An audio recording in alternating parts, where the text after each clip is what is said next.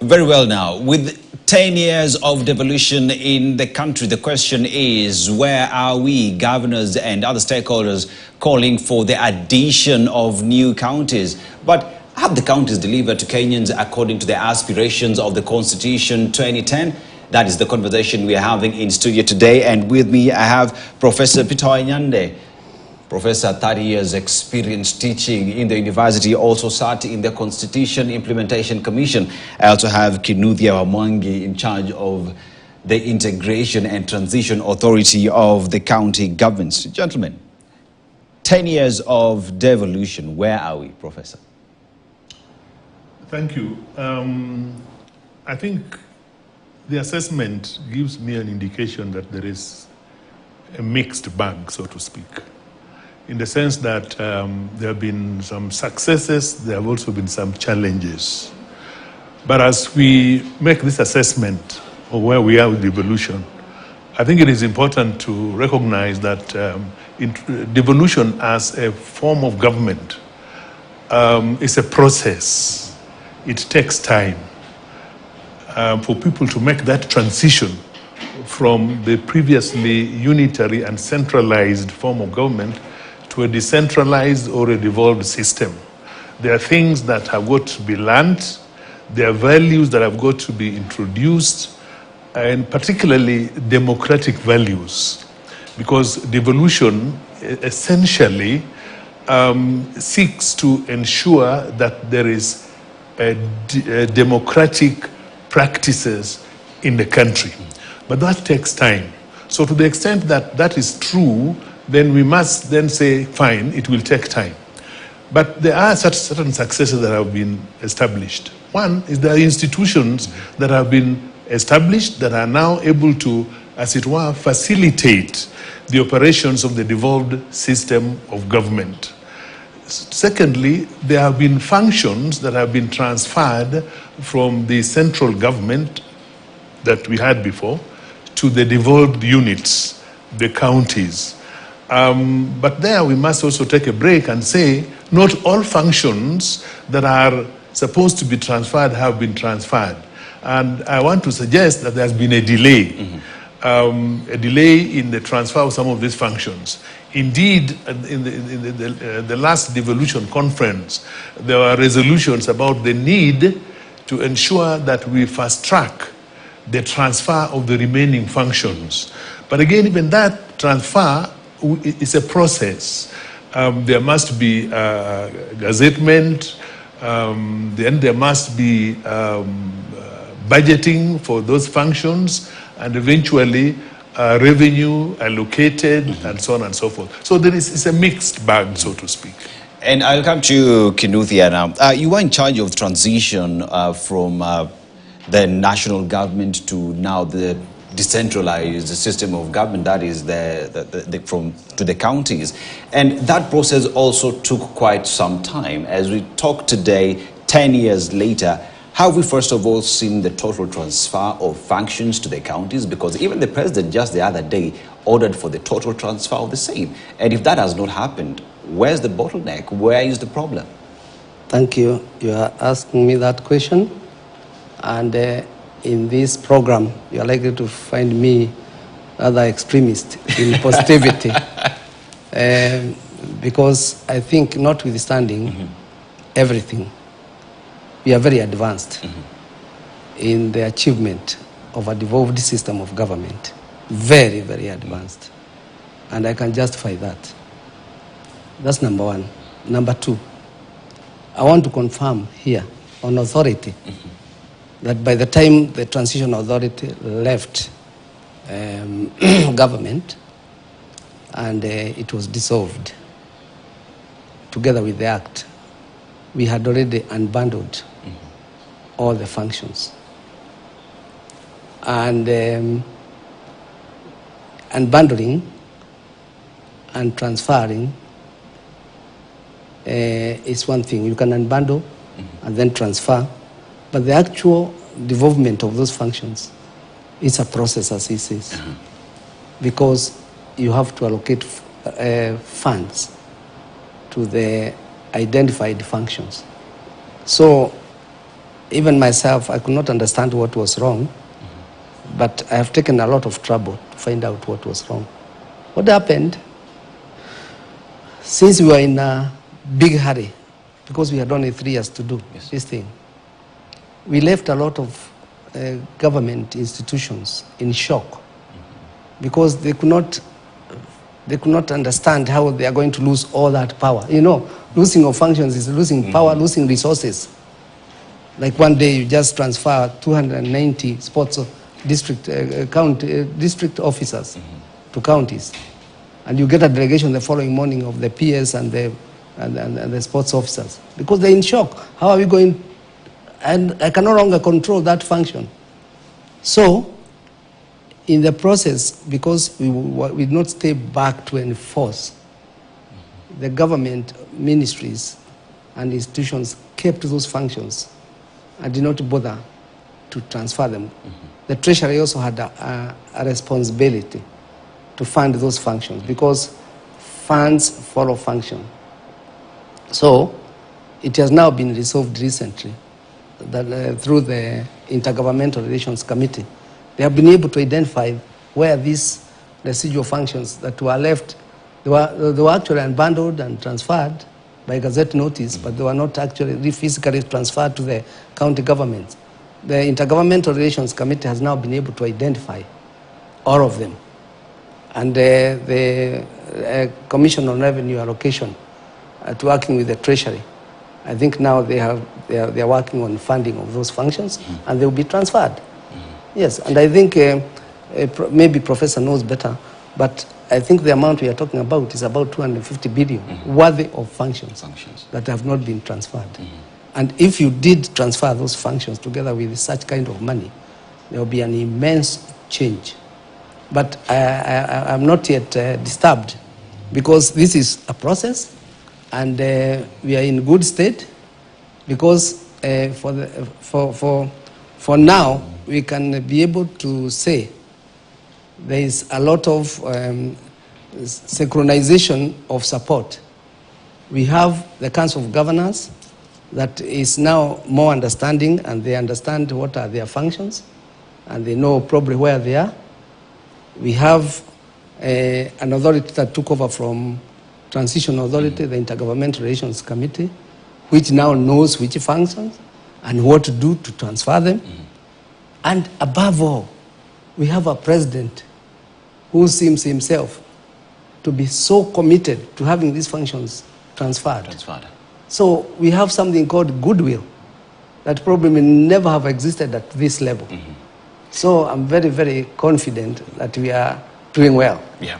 Professor, I'll come to you now. A transfer of functions, as rightly put by Kinuthia, is fact that transfer of functions involves resources. Now let's talk about resources. County governments, I mean, even the Council of Governors have years on end had issues with provision of resources that are allocated to them. At some point, we were even risking counties freezing because of lack of resources. And if this is something that is in the law, transfer of functions, transfer of funds allocated to the counties, why do we have the push and pull between the national government and the counties? And how do we solve that moving forward? Thank you. I think it is important to acknowledge the fact that devolution is first and foremost a political process and a political action. And politics, by its very nature, revolves around interests. And what we have observed over the years since the introduction of the devolved system of government is that there are forces that are committed to devolution, but there are also forces that are not very comfortable with devolution. As a result of that, you then get this push and pull. You get this resistance. As my colleague has said, when you devolve functions, you are basically actually losing some amount of control over certain services that government provides. And people will resist that. So that is part of the problem. So we require, one, understanding of the basis upon which devolution was preferred or was introduced as a form or system of government. And there were basically 2 or 3 key ones. One was to use devolution to facilitate a more democratic form of governance, in the sense that devolution transfers powers and functions substantially to the citizens at the county level, and therefore enabling citizens to actually control their development, to control their governance, and to influence what goes on at the county level, which is very difficult when you had a centralized system of government that was basically unitary. It was removed and very remote from the citizens. So that is something that we need to understand and appreciate. And I think a lot of public education needs to go into that process. I want to suggest that that has not been done very well. There were times in the last, when the first 5 years of devolution, when there was a lot of talk about educating the public and sensitizing the public about devolution and so on and their role in it. That has kind of died. But it has died not because the people are fully aware of what their role is in this process. I think at some point people just thought that was enough. So I think we need to go back to constantly educate the public. Secondly, devolution was meant to make it easy for citizens to access services. It is easier to access services at a county level when your government is at that level than to access it from Nairobi, yes. Which was what we had before. So that is something that we need to ensure that it happens. But again, it is this thing called political will that is actually non-existent. Our leaders tend to, and I must say this, a lot of the leaders we have, many of them, go to these positions as a job to satisfy their interests. They don't go there to provide a service to citizens. And it's the responsibility of citizens to put pressure on these leaders to recognize and appreciate the fact that it is their role to provide service to the people, because after all, they are there by virtue of the fact that they have been sent there by the people who elected them. I think the citizens have not played their role in putting adequate pressure on leaders to actually do what they are sent to do. Now let me come to you, Kinuthia.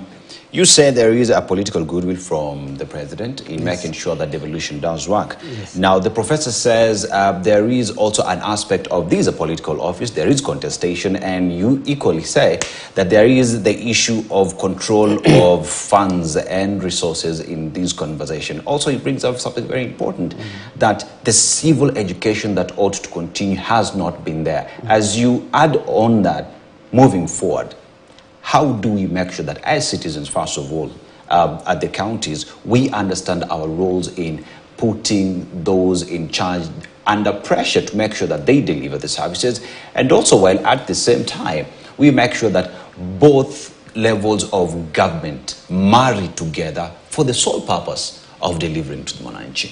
First,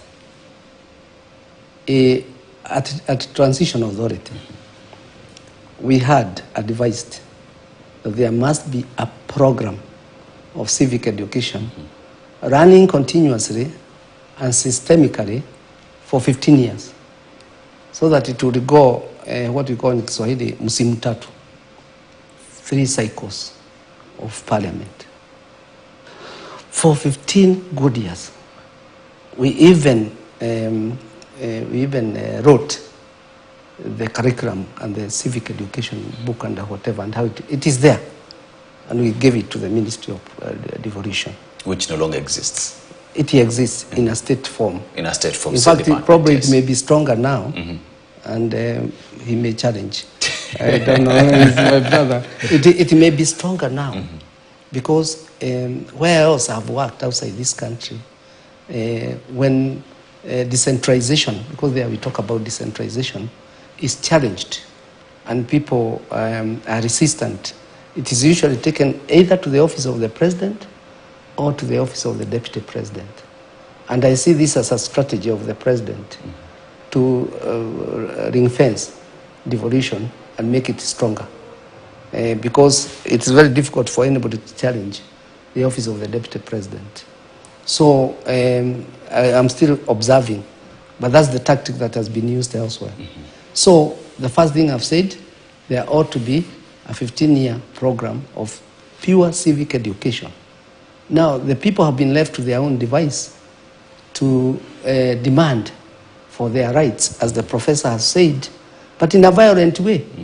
Every time we are seeing they are planting bananas on the road, on tarmac.